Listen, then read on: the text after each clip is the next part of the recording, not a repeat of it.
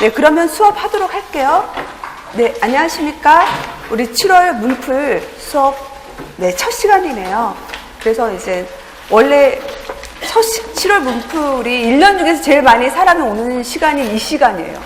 그래가지고 7월 첫째 날, 이때 선생님들이 혼자 공부하다가, 인강으로 들으시다가, 직강 분위기를 알고 싶어서 오시는 분들이 많이 있거든요. 직강이 어떤가 하고. 문제도 한번 써보기도 해봐야 되잖아요, 실제로. 그래서 오시는 분들이 많이 있으니까, 그리고 이제, 사람 숫자에 기죽으면 안 돼요.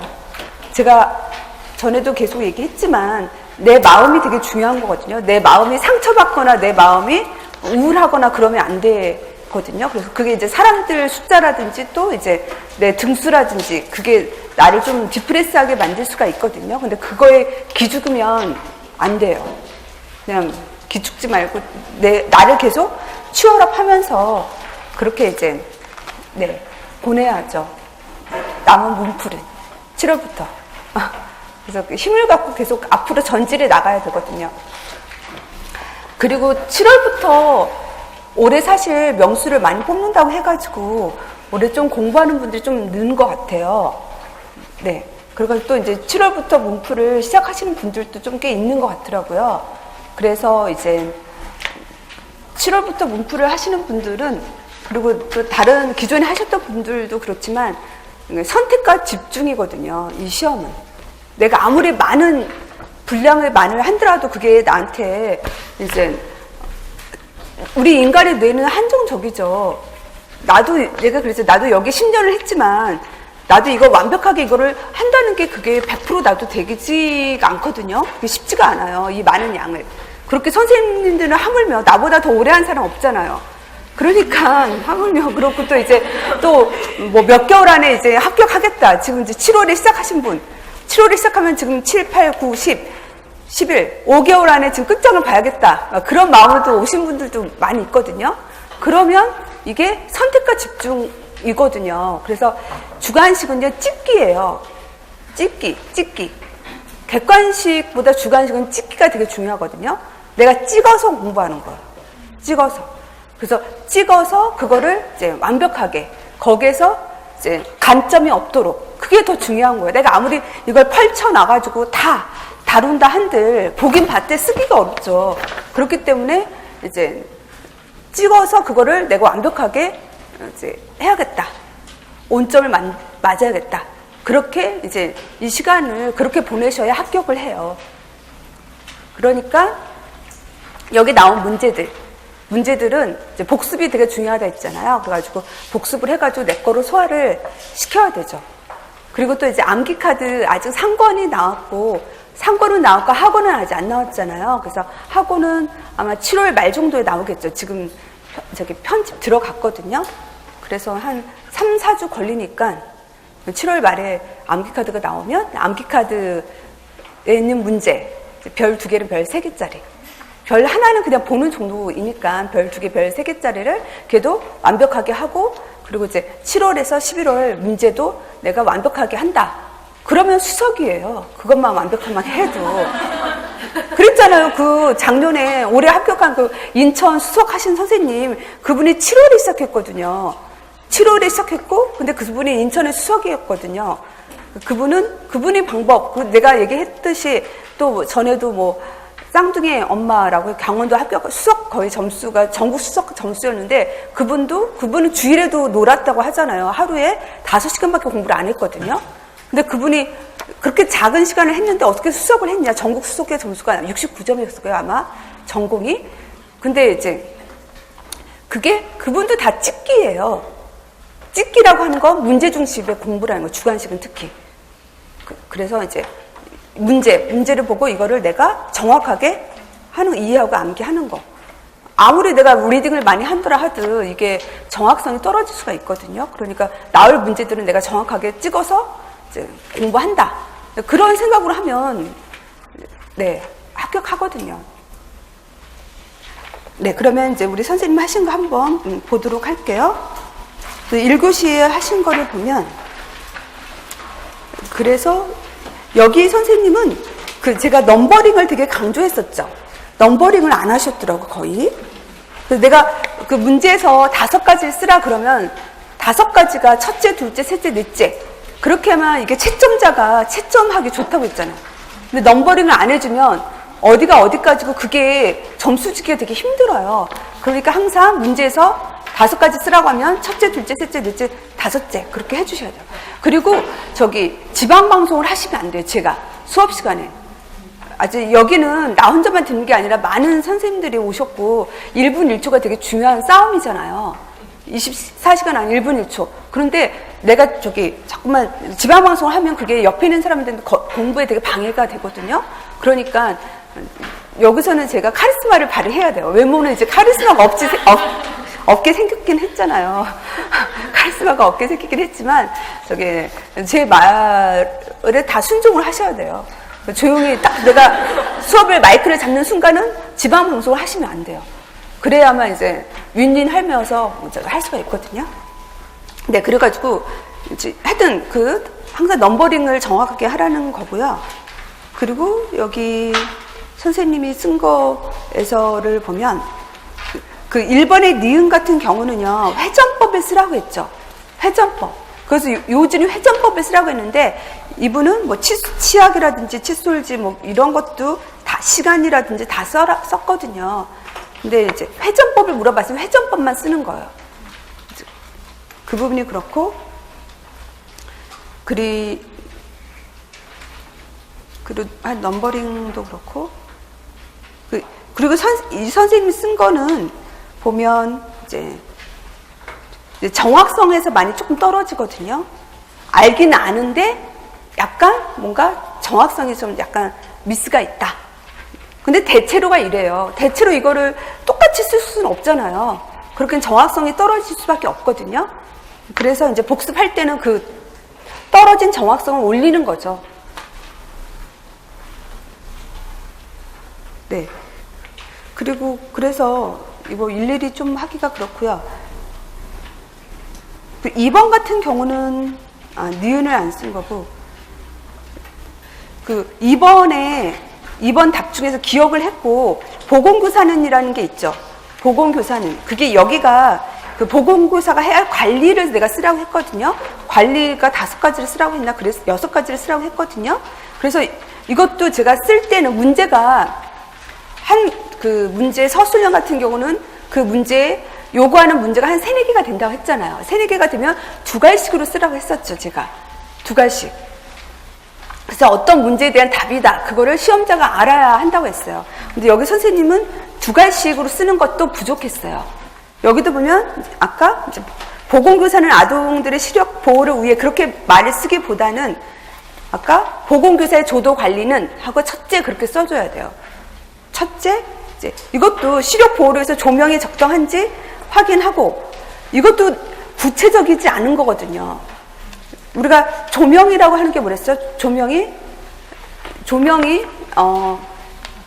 이게 조명은 눈부심이 생기면 안 되고 그리고 조명 기구가 균등해 줘야 되고 그리고 조도가 충분한 조도여야 하거든요. 충분한 광원을 가진다든지 그런 식으로 구체적으로 우리가 써야 되는데 이제 구체성에서 좀 떨어졌죠.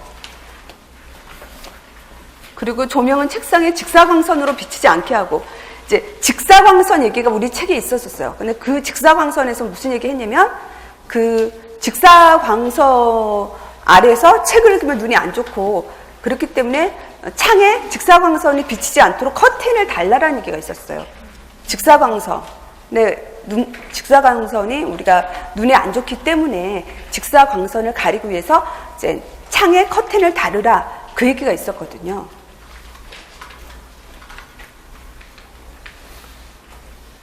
네, 그렇고 또 디귿 같은 경우는 교실 내 사고 예방에서는 이제 여기서도 이제 창문에는 촘촘한 방어벽을 세운다. 그러니까 이거는 창문에 대한 얘기죠. 낙상 예방. 그리고 촘촘한 방어벽이라고 하는 것이 아니라 난간, 안전대 그런 얘기가 있어졌어요. 그리고 4번 같은 경우 4번은 결식의 영향을 6가지인가 쓰는 거였거든요. 그래서 우리가 이제 저혈당에 빠져가지고, 저혈당에 빠지면, 결식에 저혈당에 빠져가지고, 이제 스트레스 증상이 나타난다. 그래서 뭐 안절부절한다. 그런 얘기가 좀 있었고, 그리고 여기에서 보면, 이제, 결식 후에 과식을 해서 이제 비만, 과식하게 돼서 인슐린이 많이 분비가 됐을 때, 그 고인슐린 혈증이 항이뇨 호르몬을 발생시킨다는 게 아니라 고인슐린 혈증은 교감을 항진시키고 그리고 RA 기전을 항진시켜가지고 소듐을 재흡수를 시켜가지고 혈량을 높여서 혈압을 높이고 또 이제 그 비만이라고 하는 것 자체는 혈관 근육의 증진을 이끌어요. 그래서 혈압을 높이는 거거든요. 그런 거고요.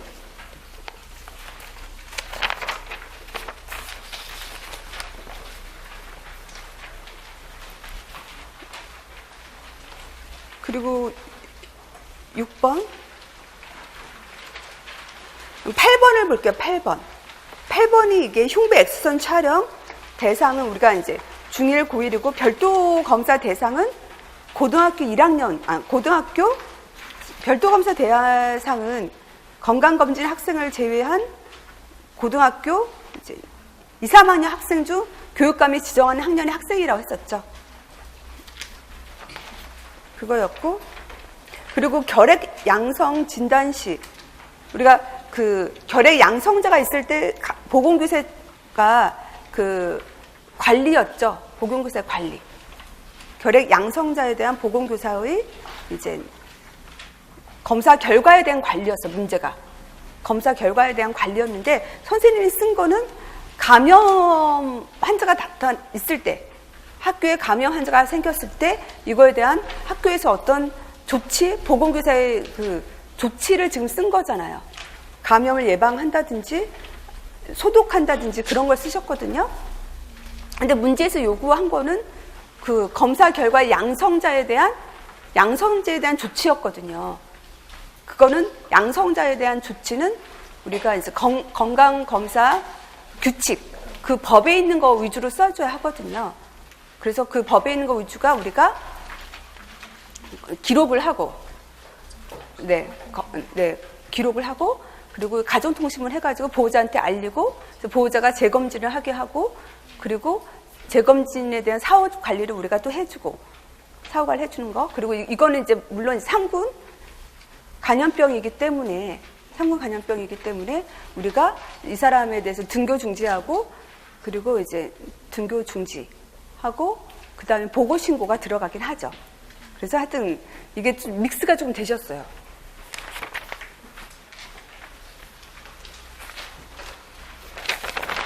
그리고 이제 2교시 거.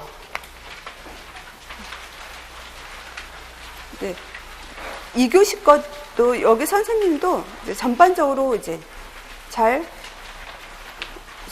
쓰셨죠. 전반적으로 잘 쓰셨는데 3번 같은 경우는요. 3번에서는 그 사례에서 이제 그 결론, 그 간호 사정에 대한 그 결론을 쓰라고 했거든요.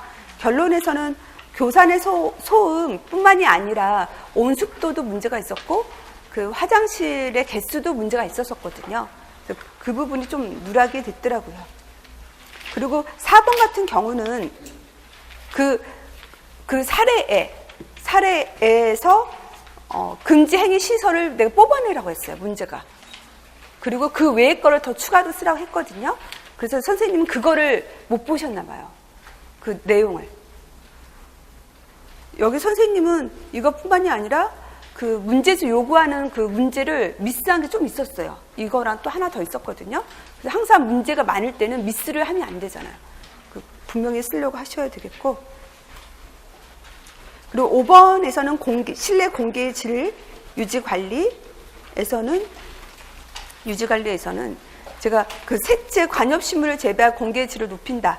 이거는 제가 빼주라고 했었죠. 이게 학교 보고 이거는 지역사회에 있는 내용이긴 한데 이게 학교 보고 하고는 직접적인 거는 좀 관련이 없어서 이거는 되게 빼라고 했던 부분이었죠.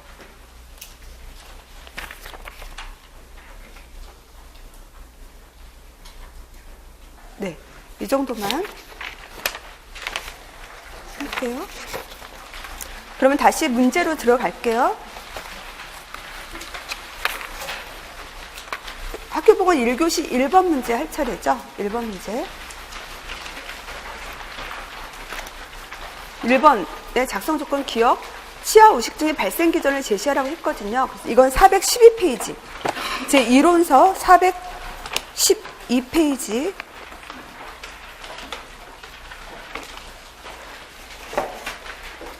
그리고 제가 이제 매주 이거를 문제를 제가 새로 다 만들거든요. 그래서 문제를 이렇게 이제 실제 인용 형식으로 문제를 만들기 때문에 거의 이제 일주일에 모든 시간이 문제 만들고 수정하고 또 수정을 한 2번 정도 하거든요. 이제 거기에 좀 시간을 소모를 하기 때문에 그래서 이제 답안지를 제가 드리지는 않아요. 그래서 물론 선생님들이 이제 답안지가 문제가 있으면 답안지가 있기를 원하지 그게 정석이긴 하지만 제가 답안지를 따로 만들기는 좀 힘들고 이제 조 교수님이 인강 선생님은 답안지가 제 이론서에 있는 걸로 이렇게 드리거든요. 그리고 이제 직강 선생님은 그 다음 주에 이제 이론서에 있는 내용으로 답안지를 그렇게 드려요. 그런데 이제 뭐 모범 답안이라고 내가 딱 그렇게 드리지는 못한다는 얘기를 하는 거예요. 이제 작년에도 이제 그걸 요구하시는 분이 있긴 한데 제가 여력이 없기 때문에 만들 수가 없어요. 문제만 하는데 거의 시간을 다 보내거든요. 그래서 이제 답은 그래서 이제 이론서를 보면서 하는 거고 기본은 그거라는 거예요. 두 가지식으로 그렇게 쓰는 거다. 여기서도 기억, 치아 우식증의 발생 기전을 제시하라고 했잖아요. 그러면 작성할 때 우리가 서술형 작성할 때는 이제 기억, 치아 우식증의 발생 기전은 그렇게 두 가지식으로 써줘야 되죠. 치아 우식증의 발생 기전은. 그래서 그 다음에는 이제 써줘야 되겠죠. 그래서 치아 우식증의 발생 기전은 그 우리 412페이지에 있죠. 발생 기전. 우리가 치아 우식증의 발생 기전이라고 하는 거는 치아가 이렇게 있으면 우리가 치태가 형성이 된다.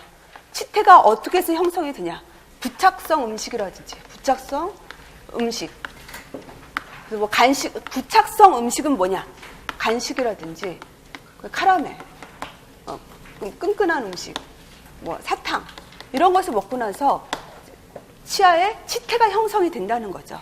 치태. 그럼 이 치태 안에 세균이 얘가 이제 음식에 있는 당을 먹고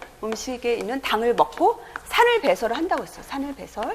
산을 배설을 해가지고 이 산이 치아의 성분이 석회질이라든지 그리고 이제 칼슘이라든지 칼슘석 이런 것들을 이제 부식을 시킨다. 부식을 시키는 것이 치아 우식증이다라고 하는 거거든요.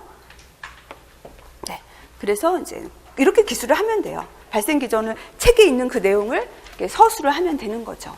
그리고 선생님들이 외우실 때 이게 머리에서 딱 외우면 그냥 보기만 하면 되고 이게 안 외워졌다고 하면 그림을 그리면서 외우는 게 더 낫죠. 주 키워드 위주로 내가 한번 그려보면서 외우시면 되겠죠. 그 다음 니은 충치 예방법으로 회전법의 내용 6가지를 쓰라고 했거든요. 그래서 회전법. 우리가 치아 우식증을 예방하는 방법에는 기본 틀이 불소 양치가 있죠. 불소용의 양치 사업이 있고, 그 다음에 이제 회전법에 의한 치솔질이 있죠. 그 다음에 간식을 어떤 걸 먹을지, 음식에 대한 얘기,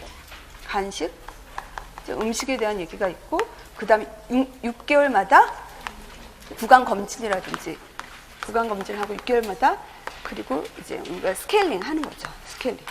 그리고 치아 홈 메우기라고 하는 실란트, 이런 것들이 우리가 이제 예방하는 거예요. 치아 우식증을 예방하는 틀이죠. 그래서 문제에서 이걸 다 쓰라고 시험에 나올 수도 있고, 뭐 하나씩 찍어서 시험에서 물어볼 수가 있는 거죠. 그래서 이제 여기서 니은은 충치 예방법으로 회전법의 내용과 회전법의 효과를 쓰라고 했어요. 효과하고. 그래서 회전법은 특히 이제 방법하고 효과가 중요하다라고 하는 거죠. 그래서 이것도 쓸 때도 니은하고 이제 회전법의 내용은 하고 회전법의 내용은 하고 첫째 뭐, 둘째 뭐, 셋째 뭐 그렇게 쓰면 돼요. 그 다음에 회전법의 효과는 하고 첫째 뭐, 둘째 뭐, 셋째 뭐 그렇게 쓰고. 그래서 우리가 회전법의 그 방법은 회전법이라고 하는 게 뭐냐. 그래서 우리가 회전법, 이게 치아가 아까 있었죠. 치아가 이렇게 있으면, 치아가 있고, 그리고 잇몸이 이렇게 있잖아. 잇몸이 있으면 양치를, 칫솔질을 어떻게 하느냐라고 하는 거죠. 그래서 칫솔질을 잇몸에 된다. 칫솔을 이제 잇몸에서 시작을 한다는 게 주 키워드예요. 첫 번째 키워드는. 잇몸에 대고, 잇몸도 잇몸 깊숙이에요. 그게 키워드거든요. 잇몸 깊숙이 되고, 그리고 그 칫솔의 도는 몇 도로 이거를 이렇게 대냐. 그래서 45도예요. 45도라고 하는 거는 비스듬히 칫솔을 댄다는 얘기예요. 잇몸에 비스듬히 45도로 되고, 그 다음에 그 잇몸하고 치아 사이 경계선 부위가 거기에 찌꺼기가 많이 끼는 부위거든요. 그렇기 때문에 거기는 좀 진동을 줘야 돼요. 진동을 주고, 그 다음에 이제 회전을 한다는 거거든요. 회전을 한다라고 하는 것은 이제 빗질하듯이 쓸어낸다라고 하는 거예요. 회전한다. 빗질하듯이 쓸어낸다라고 하는 거예요. 쓸어내고, 그리고 이제 순서는 어느 순서? 잘 안 닦이는 부위부터 시작을 하는 거거든요. 그 치아 안쪽, 그리고 이제 바깥쪽, 그 다음 치면. 씹는 부위가 치면이에요. 치면은 이거를 이제 상하로, 앞뒤로 이제 한다. 그리고 뭐 이 아랫니 안쪽에 제일 안 닦이는 아랫니 안쪽 같은 경우는 그 칫솔을 세워서 안에서 바깥으로 닦는다. 그리고 이제 혀도 마지막으로 닦는다. 혀가 이제 입냄새가 생길 수 있기 때문에 혀의 중간이라든지 안쪽 부위도 닦는다라고 하는 거죠. 이게 방법이고, 회전법의 방법, 여기는 6가지 정도가 들어가면 돼요. 그 다음에 회전법의 효과는 뭐냐? 회전법의 효과는 한 4개 정도가 있죠. 그래가지고 회전법은 얘가 이제 음식물, 우리가 제거해야 할 애들 뭐예요? 음식물 제거, 그 다음에 치태 제거, 그리고 잇몸의 마사지 효과. 잇몸도 중요하니까. 잇몸이 문제가 있으면 이제 치주질환, 그런 애들이 치주염 같은 게 생기니까 잇몸 마사지, 그 다음에 치아에 손상을 주지 않는다. 잘못하면 뭐 범람질을 벗겨줄 수 있는데 그런 손상을 주지 않는다거든요. 그래서 이제 특히 우리가 잘 끼는 부위가 어디에? 잇몸하고 아까 치아의 경계 부분, 치아 사이 부분이거든요. 그 부위에 음식물 제거가 잘 되게 하고, 또 치태 제거를 잘 하게 하고, 그리고 이제 잇몸 마사지하고, 하여튼 치아의 손상을 덜 일으킨다라는 게 효과예요. 3가지를 제시하면 되고, 그 다음에 치아 관리로 불소도포 효과를 제시. 이것도 4가지죠. 그래서 이제 불소도포의 효과는 그렇게 쓰면 돼요. 불소도포의 효과는 첫째, 그렇게 쓰면 되죠.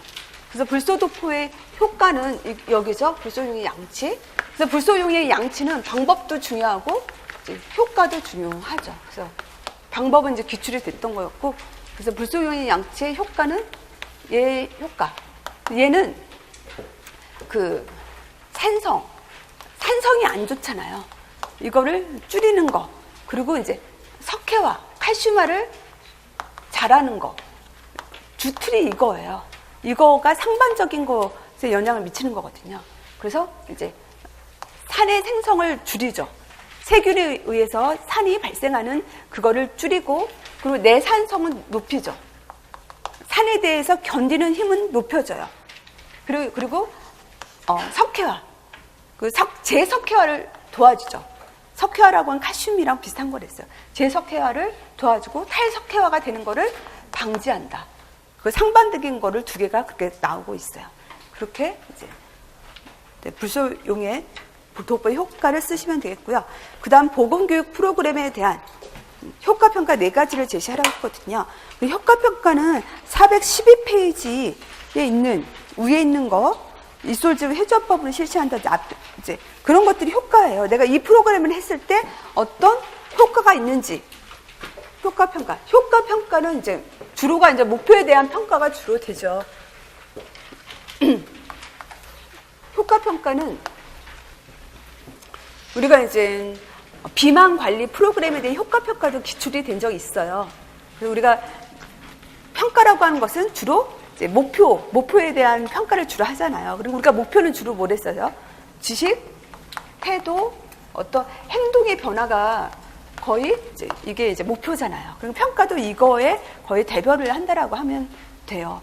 그래서 이제 그 충치 예방에 대한, 이게 지금 충치 예방이죠. 충치 예방에 대한 그런 이제 치아후식증 예방에 대한 어떤 지식적인 거에 있어서는 어떻게 할 수 있느냐. 그럼 이거는 목표로서 우리가 치아우식증의 발생 기전을 설명할 수 있는지 평가한다는 거죠. 지식적인 거. 그리고 치아우식증을 예방하는 시기를 뭐 선택할 수 있는지 평가한다. 그리고 뭐 하루 3번 이상 양치질 3번 이상 회전법에 의한 양치질을 실시할 것을 뭐 선언한다. 이것도 우리가 효과라고 하는 것은 단기 효과, 장기 효과를 다 효과 안에 들어가거든요. 이거는 프로그램을 하고 나서 이제 뭐 보통 이건 단기적인 거고, 이런 것들을 이건 단기적인 거. 선택한다고 하는 건 단기적일 수도 있고 또 장기적일 수도 있잖아요. 이런 것들이 다 들어가는 거예요. 그리고 행동에 대한 건 뭐예요? 행동은 회전법. 그래서 회전법 뭐 6단계를 정확하게 실시하는지 평가한다. 이렇게 해도 되죠. 이거는 다양한 답이 나올 수가 있는 거예요. 다양한 답. 비스무리한 것들이 다양한 답이 나올 수가 있고. 그래서 결론적인 건 뭐예요? 장기적인 효과는 뭐예요? 그래서 충치 발생률이 줄이는 거잖아요. 충치 발생률의 감소를 평가한다.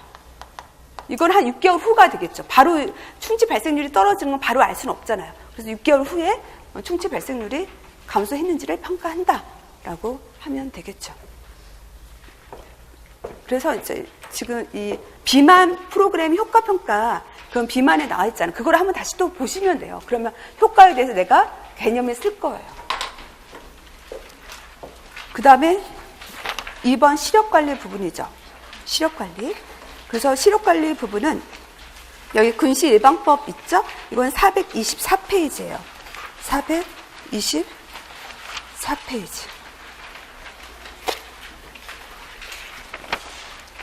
그래서 여기 작성 조건을 보면 기억에 대한 학생들에게 교육해줄 근시 예방법 10가지를 설명하라고 했거든요.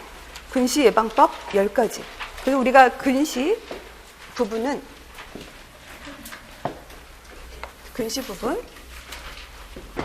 근시 예방에 대한 간호가 뭐가 있는지 그 틀을 우리가 또 잡아줘야 되죠. 그 근시 예방에 대한 간호가 우리가 학생들이 책을 많이 읽으니까 책을 읽을 때 예방하는 부분, 그리고 TV도 많이 보니까 TV를 볼 때 예방하는 부분 있고요. 그 다음에 우리가 이제 안구운동 지압법, 그게 있었죠. 안구운동 지압법 있고, 또 음식도 있었어요. 음식에 대한 얘기가 있고, 그 다음에 한 운동을 하라는 얘기가 있고, 명확한 기전이 없지만 근데 운동을 하라는 것도 이제 근시 예방에 들어 있거든요. 그 다음에 학교에서의 어떤 조도 관리 부분이 이제 근시 예방에 들어 있어요. 그래서 여기에서는 학생들을 교육해줄 근시 예방법이라고 하니까 교육해줄 근시 예방법이니까 여기에 있는 답을 써줘야 되겠죠.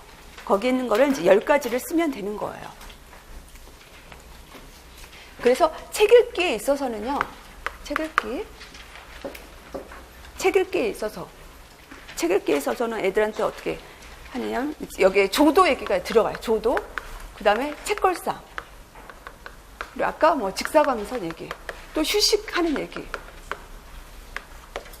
그리고 TV를 볼 때는 TV의 높이라든지 이것도 거리, 화면에 대한 얘기, TV 볼 때 조도 얘기가 있거든요.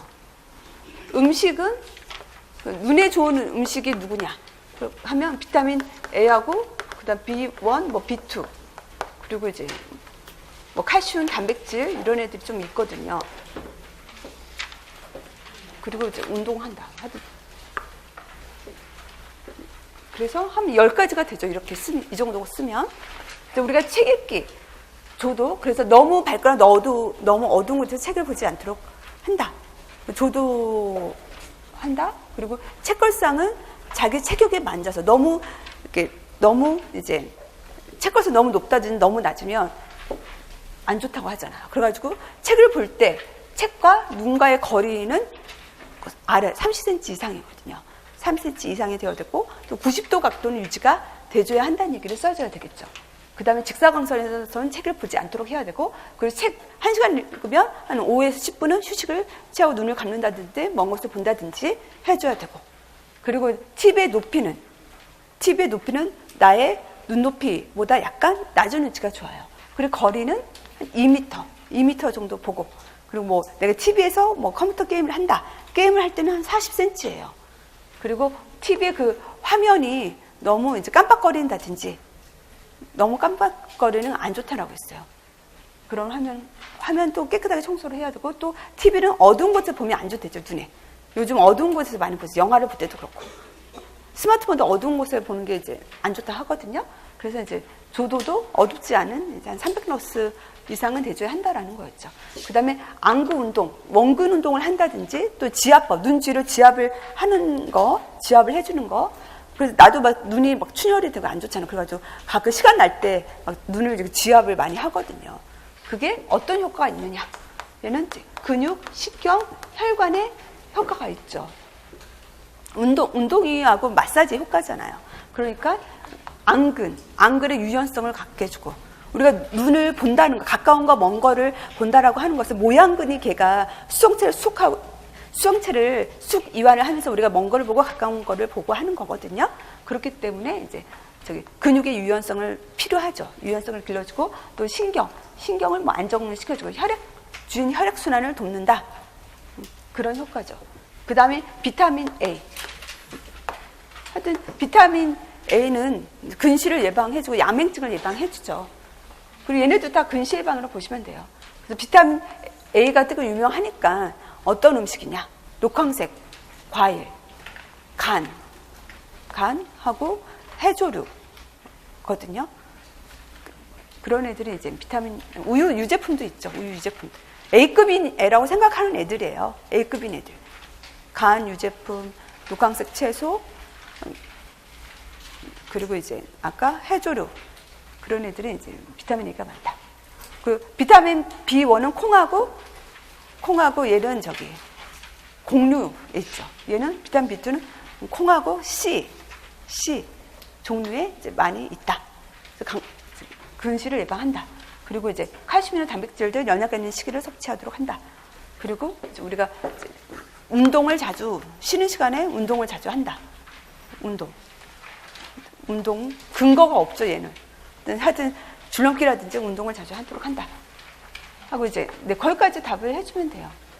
10가지 정도를. 그 다음에 보건교사가 시력저하 아동들의 시력 보호를 위해 점검해야 할 사항 6가지를 제시할 것. 그래서 여기에서 사실 점검해야 할 사항 6가지가 이제 그 학교 법상이라는 법과 관련돼서 그렇게 말을 했어야 조금 더 명확했을 거라고 생각이 돼요. 법과 관련된 점검해야 할 사항. 그래서 그건 426페이지죠. 426페이지. 그래서 법에 있는 거는 그 채광에서 조도하고 눈부신 제한하고 창에서는 면적 20% 이상이 법에 있는 거죠. 그리고 그 나머지는 법에는 없지만 일반적으로 이제 강론에 있는 거이고, 그다음에 조명에 있어서도 법에 있는 거는 조도 부분이 법에 있죠. 조도 부분하고 광택 하고 이제 인공 조명에 의한 눈부심이 발생되지 아니할 것이라고 하는 거는 이제 그거는 이제 법에 있는 거고. 근데 사실 이 문제를 이제 보건교사가 시립보호를 위해서 조도 관리해야 할 사항, 그렇게 말을 해야 조금 더 명확하겠네요. 조도 관리. 조도 관리도 기출이 된 적이 있었죠. 조도 관리는 어떻게 해줘야 하는가? 조도 관리로 얘기를 하면요. 조도 관리에는 채광하고 인공 조명에 대한 관리 두 가지로 나눌 수 있다라고 했어요. 그래가지고 우리가 채광의 부분에 있어서는 채광의 조도 하는 거 뭐 눈부심 얘기, 창 얘기 이게 주로 있죠. 그래서 그 채광이라고 하는 건 자연 조명이라고 했잖아요. 자연 조명, 자연 조도, 자연 조명이라고 하고 자연 조도죠. 채광은. 그래서 우리가 이제 여기에 조도에 대한 얘기가 두 가지가 들어가죠. 그래서 직사광선에 의한 직사광선을 제외한 거죠. 직사광선을 제외한 청공광에 의한 5개 수평 조도와 실내 조도의 비가 10대 1 이내여야 한다. 그리고 이제 네, 10대 1. 최대 조도와 최소 조도죠. 그래가지고 이게 또 이렇게 내가 이해하시죠? 그냥 말이 나오는 대로 하다 보니까 그렇게 된 건데 다시 이제 네, 직사광선을 포함하지 않은 청공광에 의한 이제 최대 조도와 최소 조도의 비율이 10대 1 이내여야 하는 거이고, 그리고 이제 그 다음에 이제 이게 채광에 의한 조도가 최대, 그리고 이게 여기이고, 그리고 잠깐만요. 이게 이거죠. 내가 지금 순서가 바뀌어지니까. 그러니까 청공광, 그러니까 직사광선을 포함하지 않은 청공광에 의한 5개 수평 조도와 실내 조도와 이 비는 이제 5% 이상이 되어야 되고 2% 미만이 되지 않아야 할 것. 그 말이 되게 길어요. 그래서 이게 내가 지금 잘못해서 짬뽕이 됐는데 여기서는 그 조도에 대한 얘기가 10대 1 이내가 되는 거하고 아까 5% 이상은 되고 2% 미만이 되지 않도록 하는 거 두 가지 개념이 들어 있거든요. 근데 여기서 이 말은 아까 제가 처음에 청공광에 의한 그것이 여기에 속하고, 이거는 그냥 최대 우리가 채광에 의해서 최대 조도와 최소도 비율이 10대 1 이내여야 된다. 이 말은 짧은 말이고 이거는 긴 말이다라고 해줘야 이게 헛갈리지 않아요. 나도 갑자기 이게 믹스가 됐잖아요. 시험장에도 선생님들이 믹스가 되면 안 되겠죠.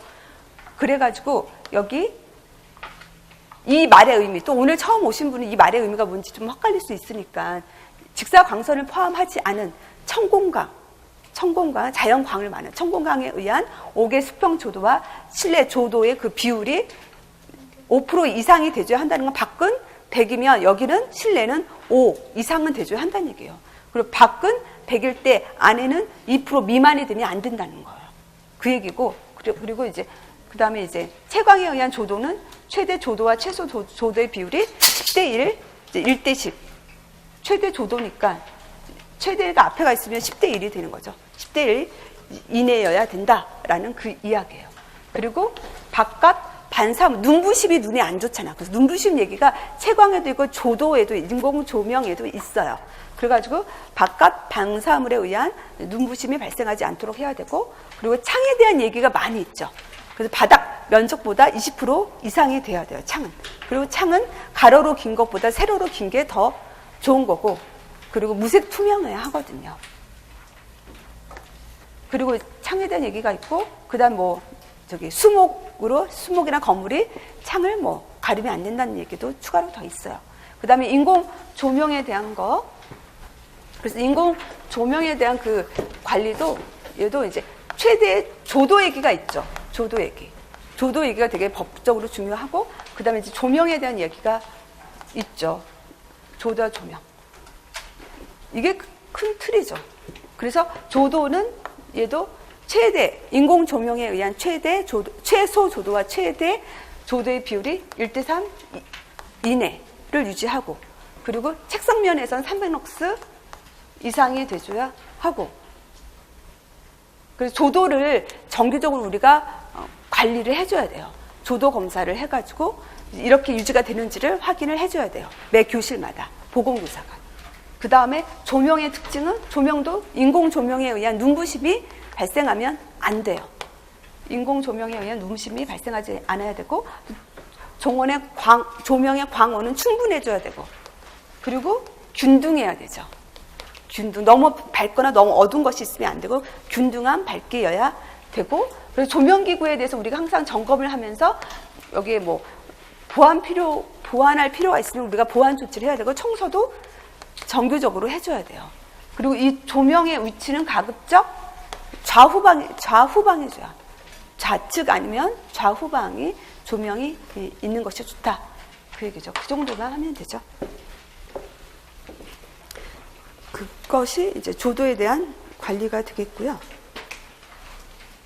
점검해야 할 사항. 그 다음에 니은은 운동으로 인한 손상을 예방하기 위한 학교 안전에 대한 관리 6가지.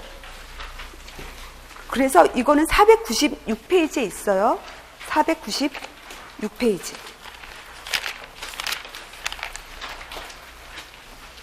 496페이지, 거기에 환경 안전의 위험성, 운동장 분량과 관련된. 그래서 우리가 운동장에서 사고가 나지 않도록 우리가 특히 점검해야 할 게 뭐냐, 운동장에서 사고가 나지 않도록. 그래서 그거는 운동장 자체에 대한 거 하고요. 운동장에 있는 기구 같은 얘기가 들어요. 운동으로 인한 손상을 예방하기 위해서 관리에 대한 사항이죠.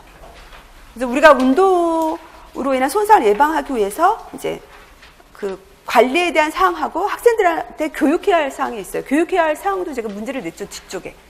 이거는 이제 학교 안전 관리에 대한 내용이에요. 운동사고 예방을 위해서. 그래서 우리가 그 다음에 이제 뭐 표지가 있고, 뭐 비 올 때는 운동하지 않더라. 이게 큰 틀이죠.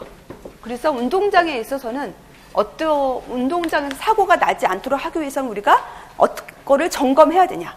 우리가 만약 학교에 있는 그 시설, 기구에 대해서 점검을 해야 하잖아요. 점검과 개선과 필요한 조치를 해줘야 하잖아요. 그래서 그 기준을 아래 하니까. 그래서 운동장은 평평해줘야 하거든요. 평평해줘.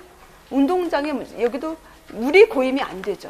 평평해지고 물이 고임이 안 되고, 또 여기 위험물질, 가시라든지 유리 같은 위험물질을 제거를 해줘야 되죠. 운동장.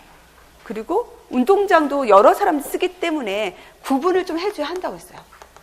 활동하는 것과 활동량이 많은 곳과 이제 활동이 적은 부분을 구분을 하도록 하는 부분도 있어요. 그리고 운동장은 맨발로 다니지 않도록 해줘야 한다는 얘기도 있죠. 맨발로 다니면 다칠 수가 있으니까. 그리고 이제 운동기구 시설에 대해서는, 운동기구 시설에서 특히 위험한 것이 고정되거든요. 농구대라든지 뭐 철봉 고정대라든지. 그래서 얘네들이 잘 고정이 됐는지를 확인을 해야 되고, 또 애들이 뭐 띵트이라든지 편형대, 철봉, 여기는 이제 관절 부상이 생길 수 있는 애거든요. 여기에 착지면은 안전하게 잘 되어 있는지, 매트가 잘 있는지, 안전하게 잘 되어 있는지, 기구에서는 그렇고, 그리고 표지, 안전에 대한 어떤 표지, 뭐 비 올 때는 운동하지 말라라고 하는 안전에 대한 표지를 학교에 운동장에 또 가지고 있어야 된다라고 하는 거죠. 그리고 비 올 때 운동하지 말라. 그 정도가 되면 되겠죠. 그 다음에 디귿. 교실 내 사고 예방에 대한 주의사항 6가지를 제시하라고 했거든요.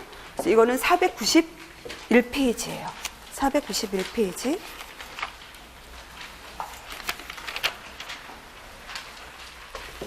그래서 이제 교실 내 사고 예방에 대한 주의사항. 교실에서는 애들이 사고가 나지 않도록 이제 어떻게 하느냐, 교실 내. 그래서 교실에 있는 거를 생각을 하면 돼요. 교실에 있는 거. 그래서 우리가 교실에는 우리가 책걸상이 있죠. 책걸상, 교탁, 뭐 사물함이 있죠. 사물함. 그리고 여기는 이제 문이 있거든요. 그래서 이제 이거와 관련된 얘기가 다 이제 교실에서 사고 예방 내용이 들어가요. 그래서 이제 책상 의자는 항상 쓰고 나서는 안에 잘, 의자 같은 경우는 책상 안으로 잘 집어 넣어서 통행에 불편함이 없도록 하라는 얘기가 있죠. 그리고 이제 교탁이라든지 이런 사물함의 모서리 끝에서 다칠 수가 있기 때문에 여기에는 이제 보호대나 하여튼 보호대 같은 거를 이걸 둘러줘야 되죠. 모서리에서 다치지 않도록 하는 거 하고, 그리고 이제 부착되어 있는 거, 그리고 선풍기라든지 난로라든지 액자라든지 부착되어진 애들이 떨어지지 않도록 부착이 잘 되도록 해야 한다라는 것도 점검을 해줘야 하죠. 그리고 문은 애들에게 천천히 여닫으라고, 너무 빨리 여닫으면 다칠 수가 있기 때문에 누가 뒤가 오는지를 확인하면서 천천히 여닫도록 해야 되고, 그리고 이제 이것도 이제 천천히 여닫게 하는 그런 장치가 있죠. 천천히 여닫게 하는 장치를 설치를 하도록 하고, 그리고 이제 가급적 문턱이 없는 것이 좋죠. 요즘 집도 그래서 문턱이 없는 집 있잖아요. 요즘 리모델링 새로 할 때 문턱이 없거든요. 문턱이 없도록 문턱에 넘어지니까 없도록 해야 되고, 그다음에 이제 바닥에도 위험한 물건이 있는지, 가시라든지 유리 조각 위험한 물건이 없도록 해야 되고, 또 교실 내에서 놀이하는 것도 그렇죠. 학용품이라든지 뭐 학용품, 연필, 칼로 그리고 또 이제 끈으로 하면 질식의 위험, 사고의 위험이 있기 때문에 교실 내에서 이런 위험한 장난을 하지 말라고 하는 것도 있죠. 네, 그 정도를 이제 우리가 이제 얘기를 해줘야 하거든요. 그 다음 영양관리 부분이죠. 영양관리. 그래서 3번 문제예요. 3번. 그래서 영양관리 부분, 이거는 440페이지에 있거든요.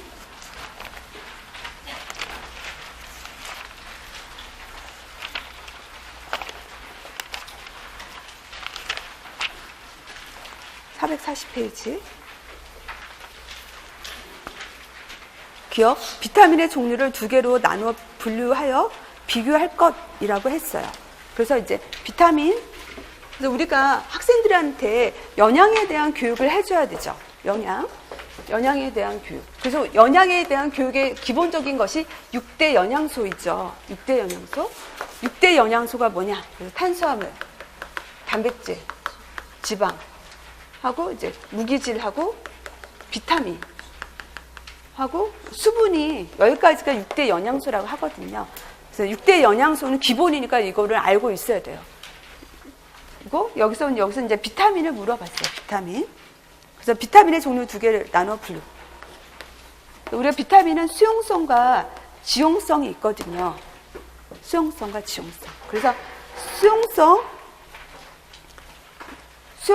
수용성이라고 하는 것은 말 그대로 물에 녹는 거예요. 물에 녹는다.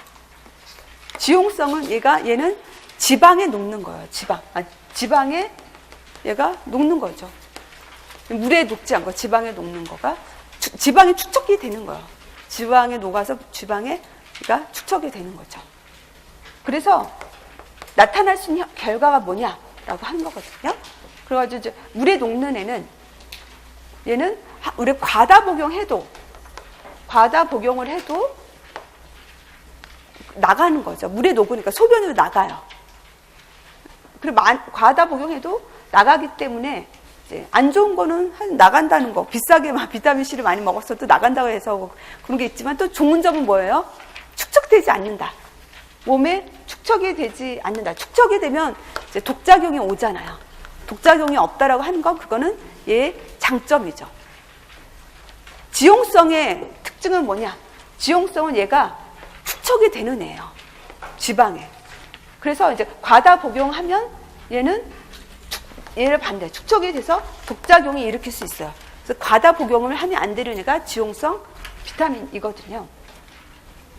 그리고 또 얘의 이런 수용성 비타민은 이런 장점이 있는 반면에 얘가 가지고 있는 단점은 뭐냐면 매일 복용해야 돼요. 수용성 비타민을.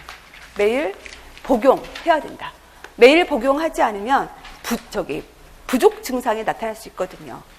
그것이 수용성 비타민의 특징이에요. 그래서 이제 수용성 비타민에는 뭐가 있느냐, 지용성 비타민에는 뭐가 있느냐. 그래서 이제 수용성 비타민이 있는 애는 BC예요. BC. 비타민 B하고 비타민 C가 수용성 비타민이고 나머지는 지용성이거든요. 나머지는 A, D, E, K. 얘가 지용성이에요. 그래서 이제 종류, 그러니까 비타민의 종류는 이렇게 쓰고, 그리고 이거에 대한 설명을 쓰면 되는 거죠. 그 다음에 니은. 비타민 C의 기능 4가지를 설명하라고 했어요. 비타민 C의 기능. 그래서 이제 여기 C를 물어봤어요. C. 비타민 B는 얘는 조효소로 많이 써요. 탄수화물, 단백질, 지방의 조효소로서 얘가 쓰이거든요. 그리고 이제 비타민 C는 4가지 중요한 기능을 하거든요. 비타민 C가 이제 콜라겐을 합성한다. 콜라겐을 합성하도록 하는 기능, 그리고 항산화 기능도 있죠. 또 면역 기능도 있고, 그 다음에 철분 흡수를 도와주죠. 철분 흡수를 도와주는 기능이 비타민 C가 가지고 있어요. 그래서 제가 콜라겐을 먹는다 했잖아요. 콜라겐 먹을 때 거기에 비타민 C도 하여튼 같이 주더라고요. 들어있어요. 그래가지고 이제 콜라겐 합성을 얘가 콜라겐이 잘 형성이 되도록 도와주는 거죠. 콜라겐 형성. 콜라겐을 잘 형성해 주름이 잘 안 생기는 거거든요. 그리고 이제 철분의 흡수를 도와서 이제 혈색소 형성을 해줘서 빈혈을 예방하는 거예요. 그 다음에 이제 면역력을 높여줘요. 비타민 C가 있으면. 그 다음에 이제 항산화 효과가 있어요. 비타민이 산화가 되지 않도록. 산화는 뭔가 변화하는 거거든요. 산화가 되지 않도록 한다라는 기능이 C가 가지고 있다라고 하는 거죠. 지금 40분 됐어요? 됐어, 40분? 그러면 쉬어야겠네. 그럼 쉬었다가 45분에 수업할게요.